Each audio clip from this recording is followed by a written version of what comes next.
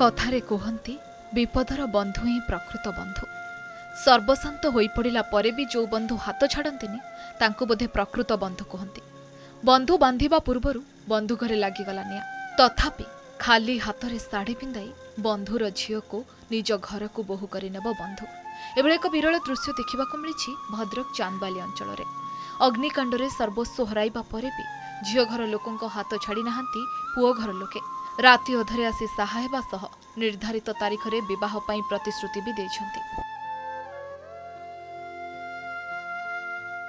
दिन जा दियो न दियो आम मंदिर बाहर कले भी चलियो, खाली भी पठेदे आम चलियो, आमर किसी दरकार नहीं।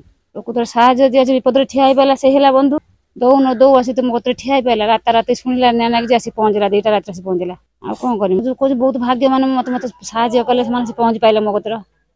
यहाँ है बड़ भाग्यर कथा कि दौ न दौ अच्छे सब पाखे ठिया बोधे कथा कही पाइले, ये है मो भाग्य। मुझे मो देई घरे गोटे जो आसिक देखला बेलू से पूरा सब जलीगला, कि ना बहुत लोग आसी साहाय्य करछंती, धन्यवाद। अग्निकांड रे पाउंस हो जाइछि वर्ष वर्षर साइता संतक, चुरमार हो जाइछि धूमधाम सह झील बाहाघर करिवार स्वप्न। घरर आसबाब पत्र ठारू आरंभ करी नुआ करी किणा होइतिबा घरकरणा सामग्री जाए सबकिछि माटी रे मिसि जाइछि। बाहाघर पई किणा होइतिबा गहना गांठी और नुआ लुगापटा भी बाद पड़िनी। अग्निकांड रे सर्वस्व हराइबा परे बाहुनी कांदुछि मां।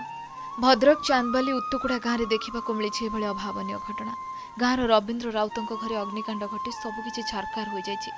राति पाहिथिले बाहाघर लग्न धार्य लगी बंधुघर आसी थांते, मात्र गोटे राति सबकिछि ओलटिगला।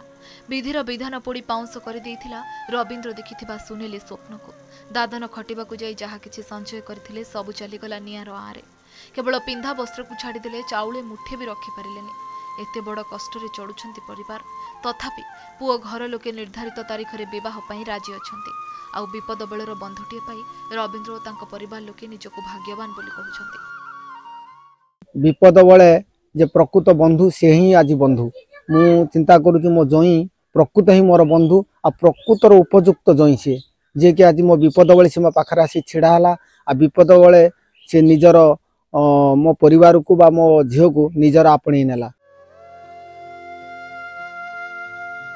विद्युत सर्ट सर्किट अग्निकांड घटी सन्देह करा जाउछि। विभिन्न बदान्य व्यक्ति परिवार को सहायतार हाथ बढ़ाइथिले भी सरकारी सहायता लगी ग्रामवासी दाबी करिसेंति। चांदबाली त्रिलोचन साहू का रिपोर्ट, ओडिशा रिपोर्टर।